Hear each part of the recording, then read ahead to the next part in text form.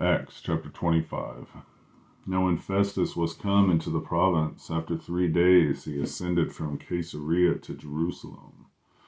Then the high priest and the chief of the Jews informed him against Paul, and besought him, and desired favor against him, that he would send for him to Jerusalem, laying wait in the way to kill him. But Festus answered, that Paul should be kept at Caesarea, and that he himself would depart shortly thither. Let them therefore, he said, which among you are able, go down with me, and accuse this man, if there be any wickedness in him. And when he had tarried among them more than 10 days, he went down unto Caesarea, and the next day, sitting on the judgment seat, commanded Paul to be brought. And when he was come, the Jews which came down from Jerusalem stood round about, and laid many grievous complaints against Paul, which they could not prove. Well, he answered for himself, neither against the law of the Jews, neither against the temple, nor yet against Caesar, have I offended anything at all. But Festus, willing to do the Jews a pleasure, answered Paul and said, Wilt thou go up to Jerusalem, and there be judged of these things before me? Then said Paul, I stand at Caesar's judgment seat, where I ought to be judged. To the Jews have I done no wrong, as thou very well knowest. For if I be an offender, or have committed anything worthy of death, I refuse not to die. But if there be none of these things whereof these accuse me, no man may deliver me unto them. I appeal unto Caesar.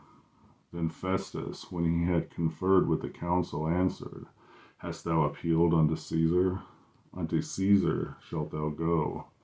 And after certain days, King Agrippa and Bernice came unto Caesarea to salute Festus. And when they had been there many days, Festus declared Paul's cause unto the king, saying, There is a certain man left in bounds by Felix, about whom, when I was at Jerusalem, the chief priests and the elders of the Jews informed me, desiring to have judgment against him, to whom I answered, It is not the manner of the Romans to deliver any man to die, before that he which is accused have the accusers face to face, and have license to answer for himself concerning the crime laid against him.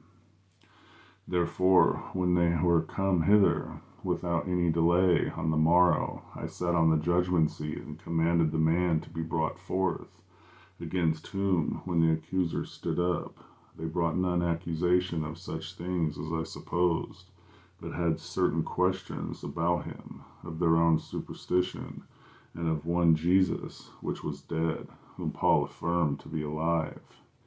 And because I doubted of such manner of questions, I asked him whether he would go to Jerusalem, and there be judged of these matters. But when Paul had appealed to be reserved unto the hearing of Augustus, I commanded him to be kept till I might send him to Caesar. Then Agrippa said unto Festus, I would also hear the man myself. Tomorrow, said he, thou shalt hear him. And on the morrow, when Agrippa was come, and Bernice with great pomp, and was entered into the place of hearing, with the chief captains and principal men of the city, at Festus' commandment, Paul was brought forth.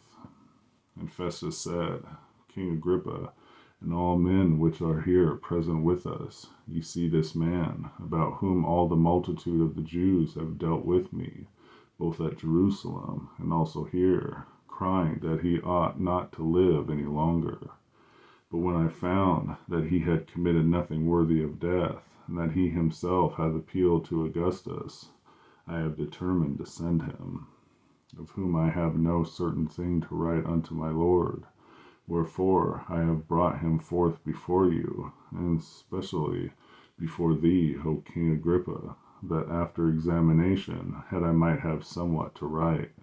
For it seemeth to me unreasonable to send a prisoner, and not withal to signify the crimes laid against him. Acts chapter 25.